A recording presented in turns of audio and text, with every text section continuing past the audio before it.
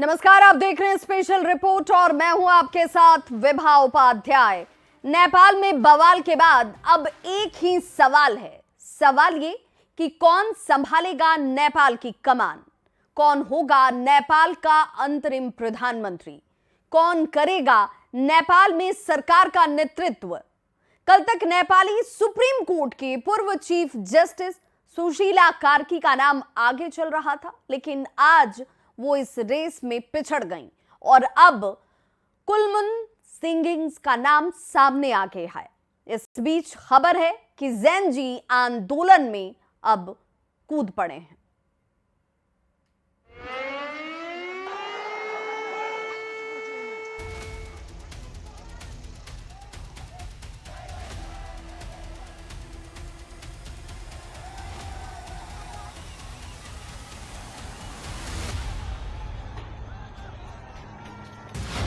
नेपाल में युवा क्रांति के बाद अब शांति।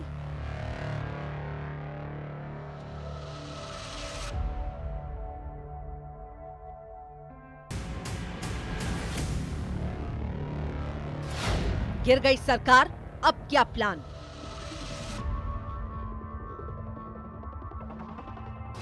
कौन संभालेगा नेपाल की कमान? सत्ता की जंग, कौन बनेगा अंतरिम पीएम? सोशल मीडिया पर बैन और भ्रष्टाचार के खिलाफ दुनिया के पहले जेनजी आंदोलन का गवाह बने नेपाल अब वापस सामान्य जीवन की पटरी पर लौटने लगा है। लेकिन ओली सरकार गिरने के बाद अब नेपाल की कमान कौन संभालेगा, इसको लेकर सस्पेंस लगातार बढ़ रहा है। नेपाल में राजनीतिक उथल-पुथल और हिंसक विरोध प्रदर्शनों के बीच अब बड़ी खबर सामने आई है। अब नेपाल में इंजीनियर कुलमन घिसिंग अंतरिम सरकार का नेतृत्व करने की रेस में सबसे आगे आ गए हैं। आंदोलन का नेतृत्व कर रहे जेनजी की तरफ से पहले नेपाली सुप्रीम कोर्ट की पूर्व चीफ जस्टिस सुशीला कार्की का नाम आगे किया गया था, लेकिन फिर उनके नाम पर अंदरूनी विरोध होने लगा, जिसके बाद अब कुलमन घिसिंग के नाम को आगे किया गया है। उधर नेपाल में जेनजी आंदोलन 3 धड़ों में बंट गया है। पहला गुट है मुख्य आंदोलनकारी जेनजी, जिन्होंने बालेंद्र शाह और सुशीला कार्की का नाम आगे बढ़ाया था। दूसरा गुट है राजशाही आंदोलनकारी जेनजी, जिन्होंने हर्क सांपाड या दुर्गा प्रसाई के नाम का प्रस्ताव रखा था। और तीसरा गुट है राष्ट्रीय स्वतंत्र पार्टी आंदोलनकारी जेनजी, जो सागर ढकाल को नेपाल का अंतरिम प्रधानमंत्री बनाना चाहते हैं। जेनजी आंदोलन में इस कदर फूट पड़ रही है कि कार्यकर्ताओं के बीच आधी रात को जोरदार भिड़ंत हो गई। सेना मुख्यालय के बाहर तीनों गुट आमने सामने आ गए और आपस में हाथापाई करने लगे। तीनों पक्ष खुद को असली आंदोलनकारी साबित करने में लगे हुए हैं।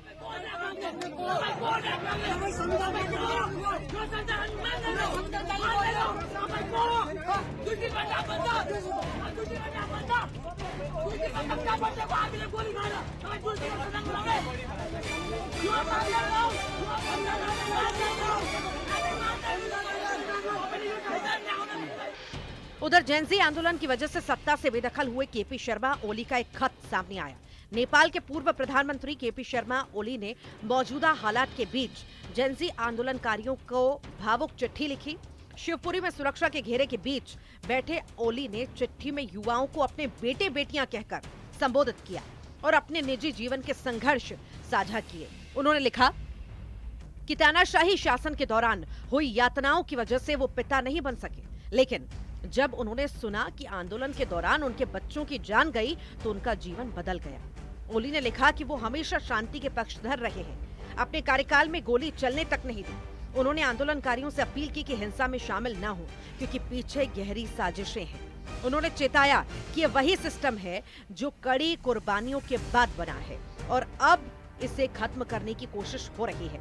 ओली ने अपने पत्रों में लिखा कि चाहे वे पद पर रहें या न रहें, उनके लिए सबसे बड़ा मकसद इसी सिस्टम की रक्षा करना है। उन्होंने युवाओं से सतर्क रहने और व्यवस्था को बचाने की अपील की है। फिलहाल नेपाल अपने इतिहास के सबसे बुरे दौर से गुजर रहा है और हिंसा के शोर के बाद सरकार गठन पर जोर है। नाम बदल रहे हैं, चेहरे बदल रहे हैं, लेकिन फाइनल अब तक कुछ नहीं है। बस कुछ है तो वो है मिस्ट्री कि कौन संभालेगा नेपाल की कमान। Bureau report, news 18। तो नेपाल की ये हिंसा सिर्फ नेपाल के लिए ही चिंता का सबब नहीं है, अब ये भारत के लिए भी खतरे की घंटी बन चुकी है। नेपाल की जेलों से 7,000 कैदी फरार हो चुके हैं और इनमें से कई का मूवमेंट भारत और नेपाल बॉर्डर तक देखा गया है। सशस्त्र सीमा बल हाई अलर्ट पर है, हर संदिग्ध की पड़ताल की जा रही है, क्योंकि ये कैदी नेपाल की जेल की चार दीवारी से निकलकर अब भारत की सरहद पर दस्तक दे रहे हैं।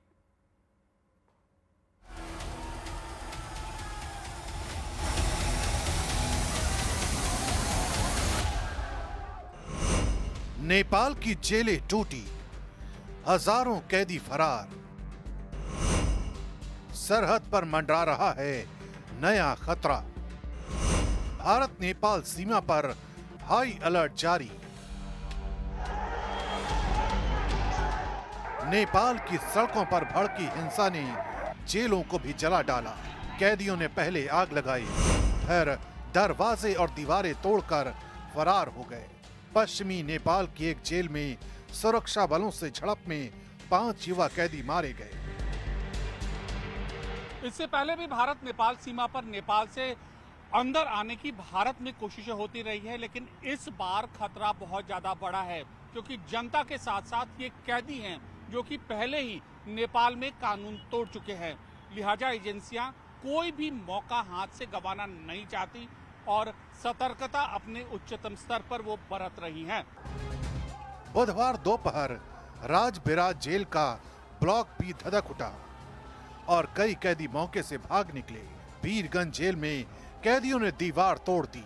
हालात काबू में करने के लिए सुरक्षा बल को 1 घंटे से ज्यादा का वक्त लग गया। इस भगदड़ में कई कैदी भारत नेपाल सीमा की तरफ बढ़े, लेकिन 5 को सशस्त्र सीमा बल ने दबोच लिया। नेपाल की जेलों से बड़े पैमाने पर कैदी फरार हुए हैं। माई रिपब्लिका की रिपोर्ट कहती है 7,000 से ज्यादा कैदी फरार हैं।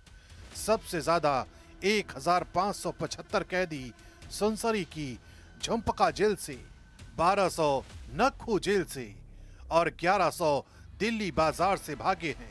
इसके अलावा कास्की, कैलाली, चितवन, जलेश्वर, गौर और कंचनपुर की जेलों से भी सैकड़ों कैदी गायब हैं। दक्षिण नेपाल के सिंधुली गढ़ी से सभी 471 कैदी, जिनमें 43 महिलाएं भी शामिल थीं, आगजनी के बाद से फरार हैं। डर इस बात का है कि ज्यादातर जेलें भारत की सीमा से सटी हैं, यानी खतरा सीधा सरहद पर खड़ा है। नेपाल की हिंसा शुरू होते ही भारत ने बॉर्डर फोर्स को अलर्ट कर दिया था, लेकिन अब 7,000 फरार कैदियों ने सशस्त्र सीमा बल की मुश्किल और बढ़ा दी है। उत्तर प्रदेश और बिहार से सटी सरहदों पर चौकसी कड़ी कर दी गई है। आने जाने वालों की सघन तलाशी की जा रही है। सशस्त्र सीमा बल नेपाल की आर्म फोर्स से इन फरार कैदियों की लिस्ट और आपराधिक रिकॉर्ड हासिल कर रही है। मकसद साफ है, किसी भी कैदी को भारत में न घुसने दिया जाए और भारत की जमीन पर किसी भी वारदात की गुंजाइश न बचे।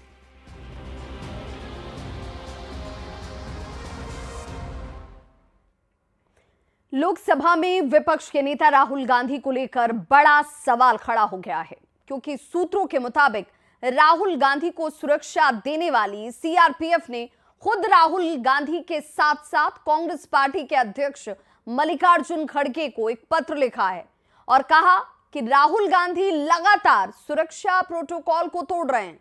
अब बीजेपी ने मांग उठा दी है कि राहुल गांधी की गुप्त विदेशी यात्राओं की जांच होनी चाहिए और यह भी पता करना चाहिए कि वो इतनी विदेशी यात्राएं क्यों करते हैं। तो कांग्रेस कह रही है कि बीजेपी के पास मुद्दा ही नहीं है और इसीलिए फिजूल के सवाल उठाए जा रहे हैं। लोकसभा में विपक्ष का नेता संवैधानिक पद होता है, जिसकी ताकत सरकार में ना रहते हुए भी एक कैबिनेट मंत्री के बराबर होती है। चुनाव आयुक्त से लेकर सीबीआई निदेशक तक चुनने में इनकी भूमिका होती है।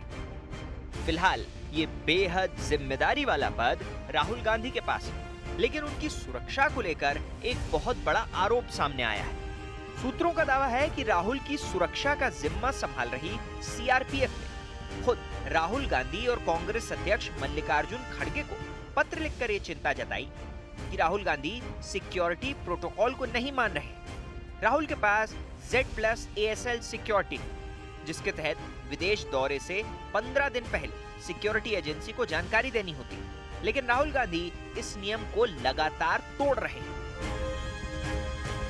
हम लोग कोशिश करते हैं कि जो सुरक्षा का प्रोटोकॉल है उसको मेंटेन किया जाए, लेकिन कभी कभी पब्लिक में, जब आप पब्लिक लाइफ में हैं तो बहुत स्ट्रिक्टली सब चीज़ फॉलो करना बहुत मुश्किल होता है। जहाँ तक विदेश का सवाल है तो उनका प्राइवेट विजिट होता है, प्राइवेट विजिट पे शायद वो बड़ा नहीं समझते हो।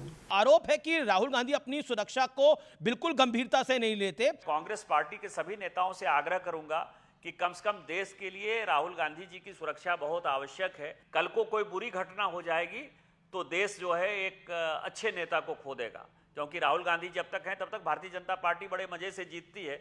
9 महीना में अगर 6 बार विदेश गया है, जांच कमेटी बैठाए, आखिर कहां जाते हैं, क्या करते हैं? विदेश में ऐसी कौन सी मुलाकात, मीटिंग या डिस्कशंस होते हैं जिससे आप सीक्रेटिव और कॉन्फिडेंशियल रखना चाहते हैं और नहीं चाहते कि सिक्योरिटी तक को इसकी भनक पड़े? लेकिन पूर्णिया के सांसद और राहुल गांधी के कट्टर समर्थक पप्पू यादव बेहद गंभीर आरोप लगा रहे हैं। आपने कहा कि राहुल गांधी पर रेकी हो रही है, अमित मालवीय को आपने घेरे में लिया। रेकी तो कर ही रहे, एसपीजी आप हटा लिए। अब तो मुझे लगता है कि जो सामने में चैलेंजेबल होगा उसको ही लोग रेकी करके मरवा न दे। सीआरपीएफ का कहना है कि राहुल बिना बताए 9 महीने में 6 बार विदेश गए। इस दौरान वे Italy, Vietnam, Dubai, Qatar, London और मलेशिया की यात्रा पर थे। इन गुप्त विदेशी यात्राओं को लेकर देश में सियासत भी खूब थी। लेकिन आज सबसे बड़ा सवाल है कि आखिर सार्वजनिक जीवन में रहने वाले राहुल गांधी को सीक्रेट विदेशी दौरे क्यों करने पड़ते हैं?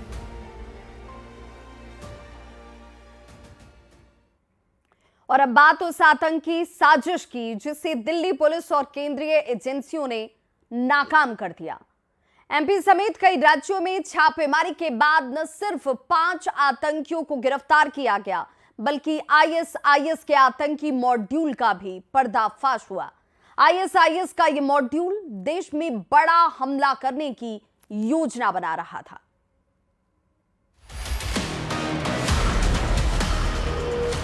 दिल्ली आज बाल बाल बच गई। दिल्ली को दहलाने की बहुत बड़ी साजिश नाकाम कर दी गई और इस साजिश में शामिल है आईएसआईएस यानी Islamic state of Iraq and Syria जैसा आतंकी संगठन। केंद्रीय सुरक्षा एजेंसियों ने आईएसआईएस के जिस आतंकी नेटवर्क का भांडाफोड़ किया है, उसके आतंकी एमपी, झारखंड, तेलंगाना समेत देश के 4 अलग अलग राज्यों से गिरफ्तार किए गए।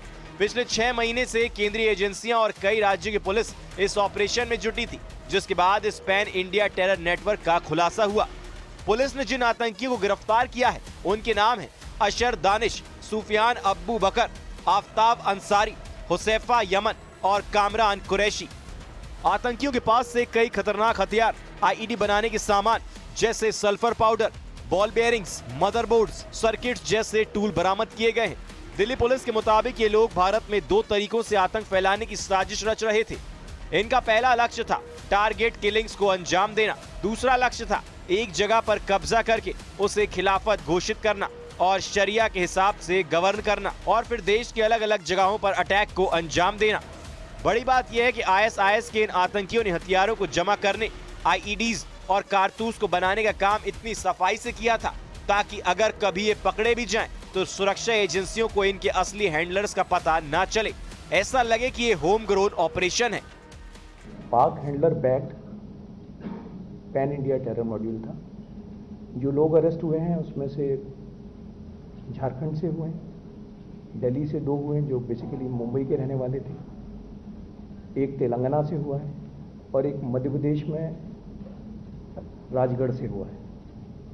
ये जो कैरेक्टर्स हैं इनके बारे में बताने से पहले थोड़ा सा इनकी वो बताऊंगा कि क्या क्या इनके पास से रिकवर हुआ है। सुरक्षा एजेंसियों के मुताबिक इस पूरे मॉड्यूल का सबसे मेन कैरेक्टर था अशर दानिश, जो झारखंड के बोकारो का रहने वाला है। इसे रांची से गिरफ्तार किया गया है। दानिश ने ही पूरा नेटवर्क तैयार किया था और पाकिस्तानी हैंडलर्स की मदद से उन्हें ऑपरेट करता था। इसने सीईओ और प्रोफेसर जैसे अपने कोड नेम रख रखे थे। इस नेटवर्क का दूसरा कैरेक्टर है आफ्ताब अंसारी, जो मुंबई से सटे थाने का रहने वाला है और मीट का काम करता है। इसको टारगेट किलिंग्स का काम मिला था, जिसके लिए इसने कहीं से हथियार जमा किए थे। ये हथियार लेकर दिल्ली से वापस मुंबई जाने वाला था, तभी वो अपने एक और साथी अब्बू बकर सूफियान के साथ पकड़ा गया। इनका एक साथी कामरान कुरैशी मध्य प्रदेश के राजगढ़ से गिरफ्तार किया गया है। एक और साथी हुजैफा यमन तेलंगाना के निजामाबाद से गिरफ्तार किया गया है। स्टेट पुलिस और एटीएस के साथ, सेंट्रल एजेंसीज के साथ एक जॉइंट ऑपरेशन लास्ट 2 दिनों में कंडक्ट किया है स्पेशल सेल की टीम ने, जिसको लीड खुद डीसीपी अमित कौशिक और एसीपी हृदय भूषण कर रहे थे, और इंस्पेक्टर विनय पाल, इंस्पेक्टर मनोज इसके बिल्कुल फोरफ्रंट में थे, और इंस्पेक्टर आलोक मौर्य। इस टीम ने 5 लोगों को अरेस्ट किया है, और ये एक पाक handler based pan India terror module था। दिल्ली पुलिस की स्पेशल सेल के मुताबिक इन सभी आतंकियों की उम्र 20 से 25 साल के बीच है, जो पाकिस्तानी हैंडलर्स के संपर्क में थे। दिल्ली पुलिस पता लगा रही है कि ये हैंडलर्स इस समय कहां हैं।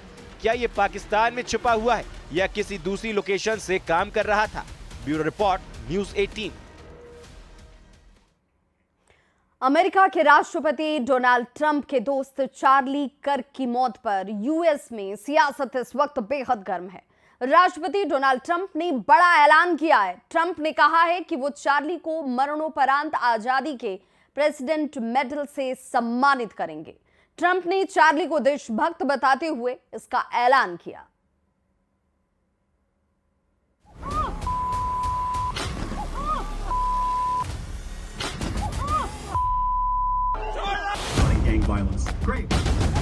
ये वीडियो अमेरिका में दक्षिण पंथ का सबसे उभरता चेहरा, कंजर्वेटिव की सबसे मुखर आवाज और मौजूदा राष्ट्रपति डोनाल्ड ट्रंप के बेहद करीबी चार्ली कर्क पर हमले की है, जिसमें उनकी जान चली गई।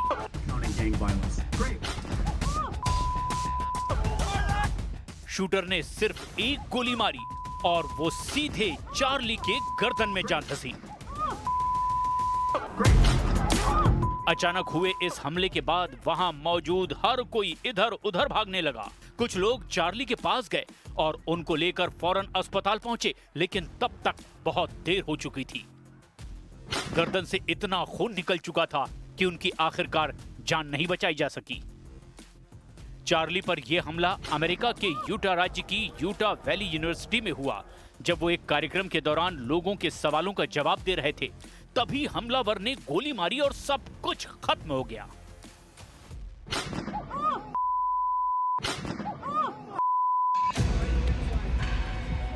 हमले के बाद अमेरिकी एजेंसियों ने एक संदिग्ध को भी पकड़ा और उसे हिरासत में लेकर पूछताछ भी की जा रही है, लेकिन हमले में उसकी भूमिका साबित नहीं हो सकी। दावा है कि चार्ली पर हमला 200 मीटर दूर यूनिवर्सिटी की बिल्डिंग से किया गया था। हमले के बाद ये तस्वीरें तेजी से वायरल है और दावा किया जा रहा है कि इसमें दिख रहा शख्स ही वो शूटर है जिसने चार्ली पर हमला किया। पुलिस अब शूटर की तलाश में door to door search operation चला रही है। अमेरिका के राष्ट्रपति ट्रंप ने अपने सबसे करीबी की मौत पर दुख जताया और चार्ली को एक देशभक्त बताकर श्रद्धांजलि दी। Charlie inspired millions, and tonight all who knew him and loved him are united in shock and horror. Charlie was a patriot. This is a dark moment for America.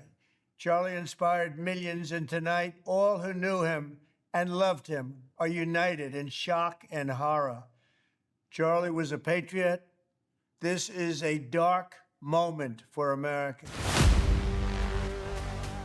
Charlie युवाओं के बीच बेहद लोकप्रिय थे और अमेरिकी चुनाव के दौरान उन्होंने युवाओं को ट्रंप के पक्ष में लाने में बड़ी भूमिका निभाई थी। कंजर्वेटिव के सबसे बड़े समर्थकों में एक चार्ली टर्निंग पॉइंट यूएसए नाम की एक संस्था भी चलाते थे, जिसके जरिए वो स्कूल और कॉलेजों में पढ़ रहे छात्रों से राजनीतिक संवाद करते थे। चार्ली द चार्ली कर्क शो के जरिए भी लोगों से जुड़ते थे और यही वजह है कि उनकी मौत से युवाओं में गहरी पीड़ा है। I just witnessed Charlie Kirk get assassinated. It was the most awful thing I've ever seen in my life. He shot him in the neck and blood went everywhere. And the worst part of it all was the liberals who were there to pray or anything. I didn't even know until 5 minutes ago, and he already passed away. But it hurts my heart deeply. Like, it grieves me that that's how evil this world is. Listen, I'm not one to cry on social media, but I am grieved right now. I'm angry and I'm heartbroken. If you look at these comments, Charlie Kirk just passed away. God rest his soul. This man was just trying to stand for truth in a dark and twisted society. He was just trying to have conversations with people. Charlie अपने पीछे पत्नी और 2 छोटे-छोटे बच्चों को छोड़ गए। बड़ा सवाल ये है कि चार्ली को मारने के पीछे कौन लोग हैं और उनका मकसद क्या है? राष्ट्रपति ट्रंप ने चार्ली की मौत के लिए कट्टरपंथी लेफ्ट को कटघरे में खड़ा किया है और उनके बयानों को जिम्मेदार बताया है। For years, those on the radical left have compared wonderful Americans like Charlie to Nazis and the world's worst mass murderers and criminals. This kind of rhetoric is directly responsible for the terrorism that we're seeing in our country today. Charlie कर्क की मौत से America में उनके चाहने वाले दुखी हैं और उनके लिए प्रार्थनाएं की जा रही है। अमेरिकी सरकार ने चार्ली की मौत पर 4 दिन के शोक की घोषणा की है और व्हाइट हाउस समेत सभी जगहों पर अमेरिकी झंडों को झुका दिया गया है।